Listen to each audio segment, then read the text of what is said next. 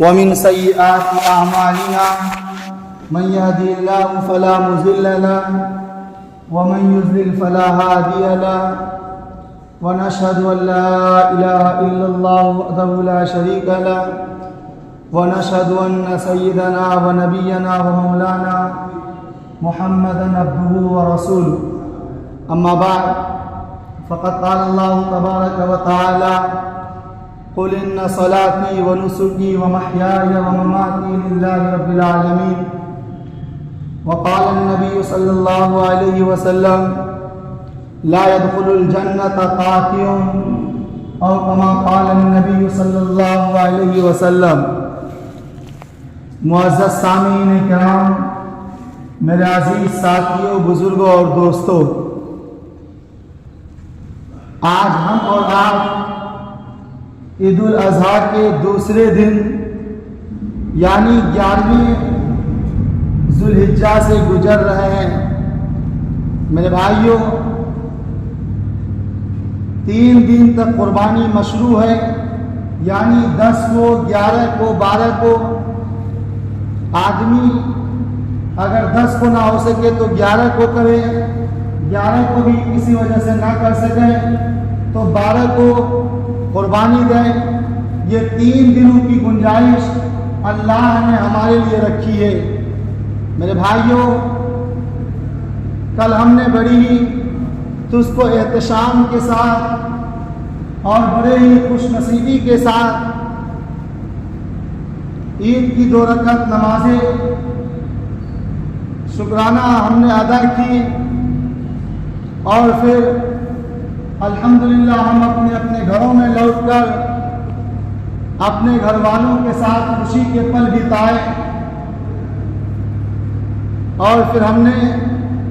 حضرت ابراہیم علیہ السلام کی اس سنت کو تازہ کرتے ہوئے، جس سنت کے پورا کرنے کا ہمیں حکم دیا گیا ہے، ہماری اکثریت نے الحمدللہ اس سنت کو پورا کیا. میرے بھائیوں، لیکن یاد رکھیے، اللہ تبارک و تعالی جہاں ایک طرف اپنے بندوں کو اپنے قریب لانے کے لیے کچھ خاص ایام، کچھ خاص مہینے، کچھ محترم دن عطا کیے ہیں، میرے بھائیوں، وہیں پر دوسری طرف شیطان جو ہمارا ازلی دشمن ہے، جو روز اول سے ہمارا دشمن ہے، وہ ہمیشہ اس تاک میں بیٹھا رہتا ہے، اس فراق میں بیٹھا رہتا ہے کہ کیسے اس سے گناہ سرزد کراؤں، کیسے اس کو اللہ کے نزدیک ناراضگی کا ذریعہ بناؤں، کیسے اسے اللہ کے نزدیک ان کے احکام کی خلاف ورزی کرنے پر آمادہ کروں. میرے بھائیوں، ہم نے ایک بڑی قربانی جو تھی اس کو ہم نے پوری کی، لیکن میرے بھائیوں اب کیا کرنا ہے؟ چونکہ ہم نے تو قربانی کا عمل انجام دے دیا، اب ہمیں کیسے بقیہ ایام کو گزارنا ہے؟ اب قربانی تو ہو گئی، آگے کیا کرنی ہے؟ میرے بھائیوں، اس سلسلے میں ہم آپ کے سامنے چند باتوں کے طرف آپ کے توجہ کو مبذول کرنا چاہتا ہوں. اللہ سے امید ہے کہ آپ میری باتوں کو بغور سنیں گے، اور انشاءاللہ ہم سے جہاں تک بن سکے گی ہم اس پر امید کریں گے. میرے بھائیوں، سب سے پہلا اور سب سے ضروری چیز یہ ہے کہ ہم نے قربانی تو کر دیا، اب ہم اپنے اعمال کی حفاظت کریں. میرے بھائیوں، کل جب ہم نے قربانی کیا، اپنے جانور کے گردن پر چھری پھیرا، حضرت ابراہیم علیہ السلام کی سنت کو تازہ کرتے ہوئے ہم نے عہد و معاہدہ کیا، اے اللہ، جس طرح حضرت ابراہیم و اسماعیل نے تیرے حکم پر آپ کے آگے اپنی جان نچھاور کر دی، ٹھیک اسی طرح ہم بھی اپنے جانوروں کے گردن پر چھری چلا کر اپنی ساری خواہشات پر اور اپنی ساری ناجائز تمناؤں پر नाजायज आरज़ुओं पर छुरी फेरते हैं। अब हम आपके हैं, अब हम आपके बनकर रहेंगे। मेरी उठना बैठना, मेरा चलना फिरना, मेरा रोज़ा नमाज, मेरा खाना पीना, गर्ज के ज़िंदगी के हर मरहला, ये सब अब आप ही के लिए होगी। यानी आपके बताए हुए, आपके फरमाए हुए, आपके जो रज़ा, जो आपका जो हुक्म है उसके मुताबिक होगा। मेरे भाइयों, जाहिर सी बात है कि कल हमने कुर्बानी करके एक बड़ी रूहानी कमाई की है। अब जो शैतान है वो तो इस ताक में बैठा हुआ है, भला उसको कैसे बर्दाश्त हो सकता है कि एक इंसान अल्लाह के नज़दीक इतनी बड़ी रूहानी कमाई की है और वो उसका हकदार हो गया है, इसके नाम आमाल में अजर सवाब में इजाफा हो गया है। हम इसको कैसे चैन से रहने दें? इसलिए कि शैतान की तो ये कोशिश होती है जिस तरह हम जलील और खार हुए उसी तरह इन इंसानों को भी हम अपने साथ जहन्नम की तरफ ले चलेंगे।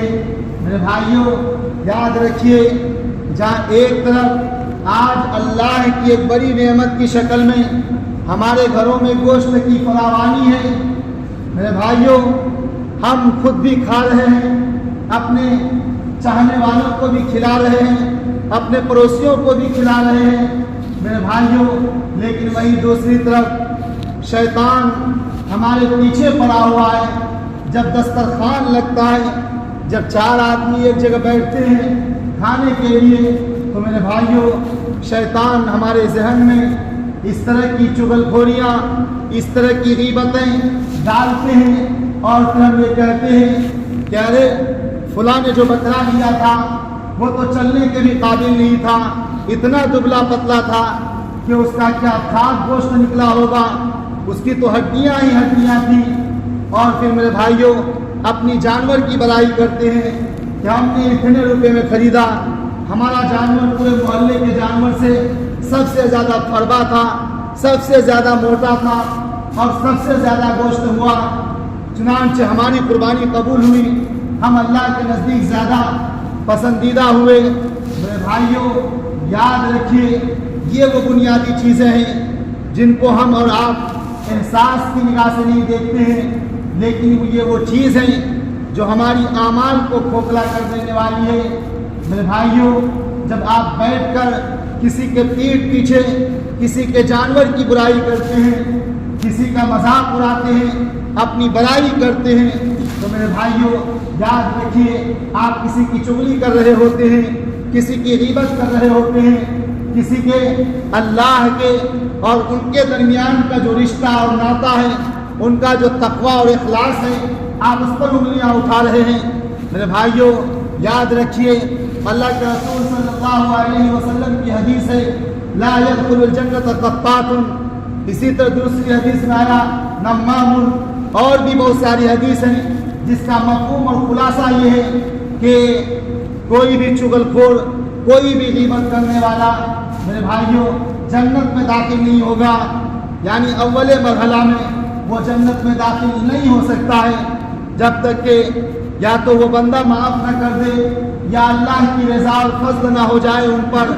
तब तक मेरे भाइयों वो अव्वले मरहले में जो खुशनसीब लोग होंगे जन्नत में जाने वाले, मेरे भाइयों उनमें तो वो शुमार नहीं हो सकते। अब ज़रा सोचिए कि एक तरफ हमने अपनी बड़ी मेहनतों और पसीनों का कमाया हुआ 8,000, 4,000, 5,000 रुपये खर्च करके बड़े जानवर में हिस्सा लिया, 12,000, 15,000 में हमने खस्सी जानवर खरीदा मेरे भाइयों, और फिर हमने उसे अल्लाह के नाम पर ज़बह किया, और फिर हम अपनी ज़बान की बेहतियाती की वजह से, अपने ज़बान पर लगाम ना लगाने की वजह से हमने जो कल कमाया था वो सारी चीज़ें एक ही लम्हे में और चंद मिनट में हम उसे अपने हाथों से ज़ाय कर रहे होते हैं। ऐसा जैसे कोई सैलाब आया और घर का कोई कागज़ पत्तर दस्तावेज़ हो उनमें बहा दिया जाए, ठीक उसी तरह मेरे भाइयों इसकी मिसाल है। याद रखिए, सबसे पहली चीज़ कि अब हमें अपने आमाल की हिफाजत करनी है। जो कमाई हमने कल किया है उसको हर तरह से बचाना है, ان کے ضائع ہونے کے، زائل ہونے کے، برباد ہونے کے، چلے جانے کے جتنے بھی اسباب ہو سکتے ہیں ان اسباب پر ہمیں گہری نظر رکھنی ہے اور اپنی زبان کو بے احتیاط نہیں چھوڑنا ہے، اپنی زبان پر لگام لگانا ہے۔ میرے بھائیوں یاد رکھیے اللہ کے رسول صلی اللہ علیہ وسلم کی وعید اس سلسلے میں بہت بڑی آئی جو ہم نے بھی آپ کے سامنے ذکر کیا۔ اب دوسری چیز جو میرے بھائیوں وہ یہ ہے کہ رشتوں کو بچانا، صلہ رحمی کی حقیقت کو پہچاننا۔ میرے بھائیوں کل ہم نے تو جانور کو ان کے گردن پر چھری چلا دی، لیکن میرے بھائیوں یاد رکھیے جب تک آپ اپنے اندر جو حسد ہے، جو انا ہے، جو سرکش ہے، جو ضد ہے، جن کی وجہ سے آپ دوسرے سے دور ہیں، میرے بھائیوں جب تک آپ اپنے اس انا کو، جب تک آپ اپنے اس ضد کو، اس ہٹ دھرمی کو، اپنے ان ناجائز خواہشات کو، اپنے ان رویوں کو نہیں کچلیں گے، ان پر چھری نہیں چلائیں گے، تو میرے بھائیوں آپ حقیقی قربانی کی روح سے دور رہیں گے۔ اس وقت تک حقیقی قربانی کی چاشنی آپ کو نہیں مل سکتی ہے، اس وقت تک حقیقی قربانی کا جو اعمال مرتب ہونے ہیں وہ آپ نہیں پا سکتے ہیں۔ میرے بھائیوں اللہ کے رسول صلی اللہ علیہ وسلم نے رشتوں کو جوڑنے کے لیے بہت ساری فضیلتیں بیان کی ہیں، لیکن یاد رکھیے رشتوں کو توڑنے والوں کے لیے اللہ کے رسول صلی اللہ علیہ وسلم نے بڑی وعید فرمائی، لا يدخل الجنت قاطع، کہ جو رشتوں کو توڑنے والا ہے وہ کبھی جنت میں داخل نہیں ہوگا۔ میرے بھائیوں آج ہمارے لیے یہ موقع ہے، آج ہمارے لیے اللہ نے یہ خوشگوار لمحہ دیا ہے کہ ہم نے جو گوشت کی فراوانی حاصل کی ہے ان گوشت کو لے کر جائیں اپنے ان روٹھے ہوئے بھائیوں کے پاس، اپنی ان ناراض بہنوں کے پاس جن کے ہم نے دل دکھائے ہیں۔ میرے بھائیوں ان کے سامنے جائیں، ان کو منائیں، اور جو رشتہ آپ کا اور ان کا رشتہ ہے اس رشتے کو بچائیں۔ میرے بھائیوں یاد رکھیے اگر آپ رشتے کو بچانے میں کامیاب ہو جاتے ہیں تو سمجھیے کہ آپ نے حقیقی ایمان میں قربانی دیا ہے، اور اللہ کے یہاں جو قربانی کرنے کے فضیلت ہیں، جو قربانی کی روح ہے، جو ان کا جوہر ہے وہ ہم پا لیے ہیں۔ میرے بھائیوں بسا اوقات ہم یہ سمجھتے ہیں ارے ہم کیوں جائیں، غلطی تو اس نے کی ہے، غلطی میری نہیں ہے۔ میرے بھائیوں یاد رکھیے اللہ کے رسول صلی اللہ علیہ وسلم نے فرمایا جب دو آدمی ہو اور دونوں قطع تعلق کرنے والا ہو،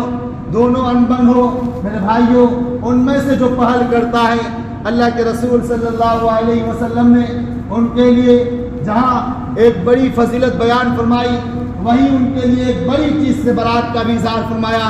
کہ اگر کوئی سلام میں پہل کرنے والا ہے تو وہ نفاق سے بری ہے۔ میرے بھائیوں لفظ نفاق یہ کوئی معمولی چیز نہیں ہے، لفظ نفاق یہ اتنی خطرناک چیز ہے کہ جن کے بارے میں قرآن کہتا ہے ان المنافقین فی الدرک الاسفل من النار، کہ نفاق رکھنے والوں کا درجہ تو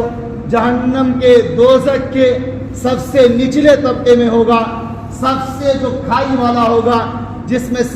سخت عذاب ہوگی، وہ اس کا ٹھکانہ ہوگا۔ میرے بھائیوں اب بولیے اب صرف اگر رشتوں کو بچانے کے لیے، صلہ رحمی کرنے کے لیے آپ اگر پہل کرتے ہیں، وہ پہل سلام کے ذریعے بھی ہو سکتا ہے، محبت کے ذریعے بھی ہو سکتا ہے، تو میرے بھائیوں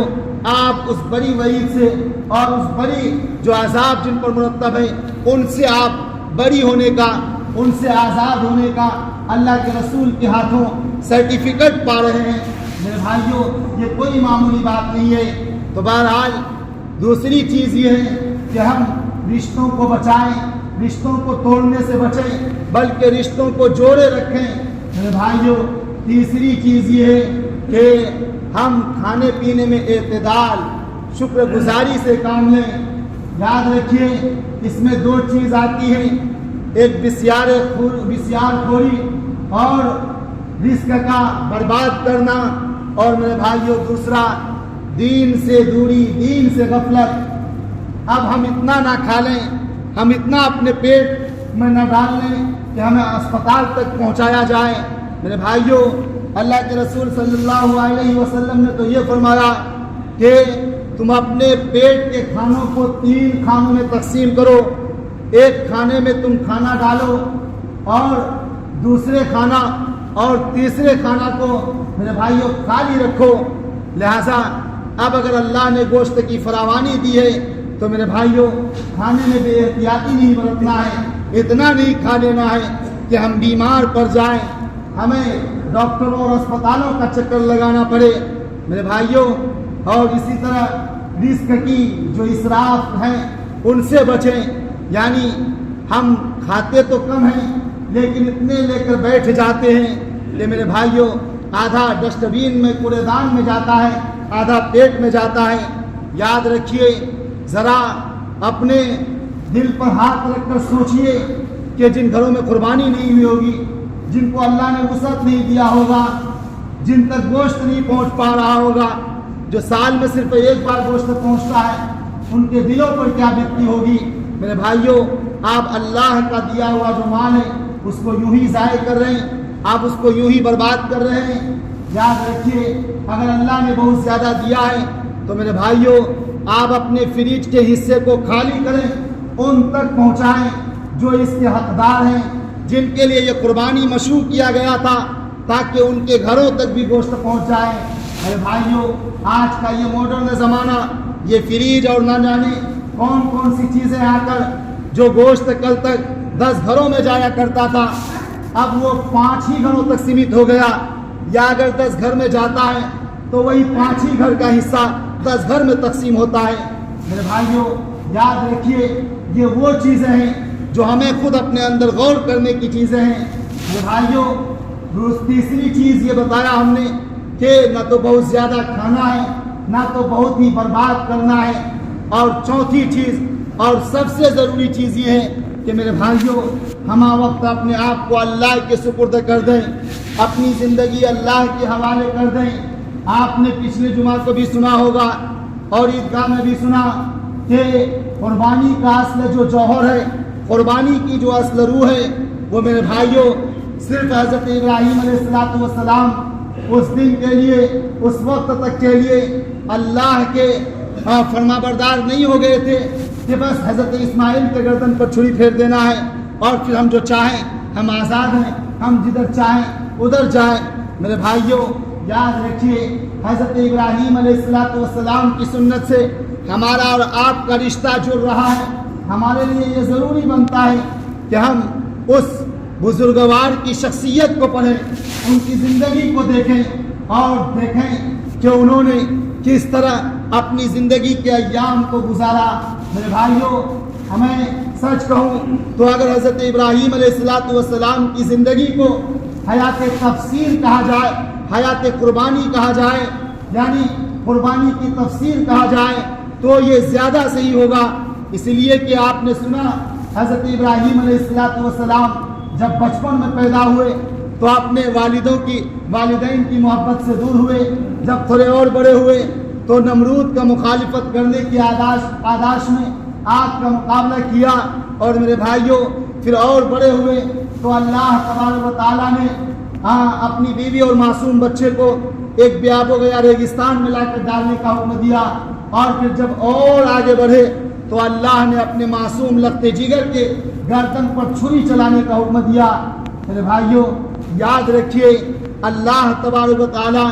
ایسے ہی لوگوں کی قربانی قبول فرماتے ہیں جن کی پوری شخصیت, پوری زندگی اللہ کے حوالے ہو, جنہوں نے اپنے ہر معاملے میں اللہ کو اپنا وکیل بنایا ہو. میرے بھائیوں یاد رکھیے اگر آپ کی پوری شخصیت, آپ کی پوری زندگی اللہ کا اطاعت اور ان کی فرما برداری میں نہیں گزر رہا ہے, آپ کا ہر معاملات اللہ کے حوالے نہیں ہے, تو میرے بھائیوں ہم محض جانوروں کے خون بہا کر اللہ کی اس رضا کو نہیں پا سکتے ہیں جو حضرت ابراہیم علیہ السلام کے جذبات تھے, جو مطلوب تھے. میرے بھائیوں یاد رکھیے میں آپ کو سناتا چلوں کہ اللہ تبارک و تعالیٰ نے فرمایا کہ اللہ کو نہ تو ان کا گوشت پہنچتا ہے نہ ان کا خون. لن ینال اللہ لحومها ولا دماؤها ولکن ینالہ التقوی منکم, بلکہ اللہ کو تو وہ چیز پہنچتی ہے جو آپ کے دل میں, جو آپ کے اندر کیفیت تاری ہوتی ہے, جو جذبات پیدا ہوتے ہیں، جو جانثاری فداکاری کے جو جذبات آتے ہیں، وہ چیز اللہ کو پہنچتی ہے۔ میرے بھائیوں، اللہ کا یہ سنت رہا ہے کہ وہ متقیوں ہی کی، تقویٰ پرہیزگاروں ہی کی قربانی کو قبول کرتے ہیں۔ وَاتْلُ عَلَيْهِمْ نَبَأَ ابْنَيْ آدَمَ بِالْحَقِّ إِذْ قَرَّبَا قُرْبَانًا فَتُقُبِّلَ مِنْ أَحَدِهِمَا وَلَمْ يُتَقَبَّلْ مِنَ الْآخَرِ قَالَ إِنَّمَا يَتَقَبَّلُ اللَّهُ مِنَ الْمُتَّقِينَ۔ اللہ فرماتے ہیں کہ انہیں آدم کے دو بیٹوں کے قصے ٹھیک ٹھیک سنا دو کہ ان دونوں نے قربانی دی، لیکن میرے بھائیوں حضرت اللہ تبارک و تعالیٰ نے ایک بیٹے کی قربانی قبول کی اور دوسرے کی قربانی قبول نہیں کی، اور جس کی قربانی قبول نہیں کی اس نے کہا دوسرے بھائی سے جس کی قربانی قبول ہو گئی تھی کہ میں تمہیں جان مار دوں گا۔ میرے بھائیوں، اس کے جواب میں اس بھائی نے کہا جن کی قربانی قبول ہو گئی تھی کہ ارے اگر تم اپنے آپ کی فکر کر، اپنے اندر جو تقویٰ ہے وہ پیدا کرو،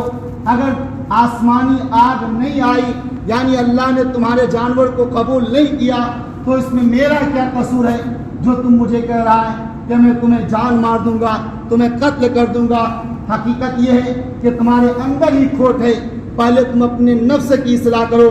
اپنے نفس کے اندر جو کھوٹ ہے اس کو صحیح کرو، پھر جا کر اللہ کے حضور قربانی کرنا۔ تو میرے بھائیوں، اللہ تبارک و تعالیٰ نے یہ بتا دیا کہ جب تک ہمارے جذبات، ہمارے اندر تقویٰ اللہ کے سامنے، اللہ کے دین کے لیے، اللہ کے دین کو بلند کرنے کے لیے، اسلام کے پرچم کو دنیا میں عام کرنے کے لیے من مٹنے کا جذبہ نہیں ہوگا، جب تک ہم اپنا وجود، اپنی جان اللہ کے نظر کرنے کی حالت میں نہیں ہوں گے، یاد رکھیے اس وقت تک ایک کیا، 100 کیا، ہزاروں لاکھوں کروڑوں قربانی کریں، میرے بھائیوں وہ قربانی لا حاصل ہے، سوائے اس کے کہ آپ کو عام دنوں کے مقابلے میں اس دن میں کچھ زیادہ گوشت کھانے اور کھلانے کو مل جائے گا۔ بہرحال اللہ تبارک و تعالیٰ سے دعا کرتے ہیں کہ اللہ ہمیں اس موقع پر 4 باتیں سمجھنے اور اس پر عمل کی توفیق عطا فرمائے۔ پہلی چیز یہ ہے کہ میرے بھائیوں، ہم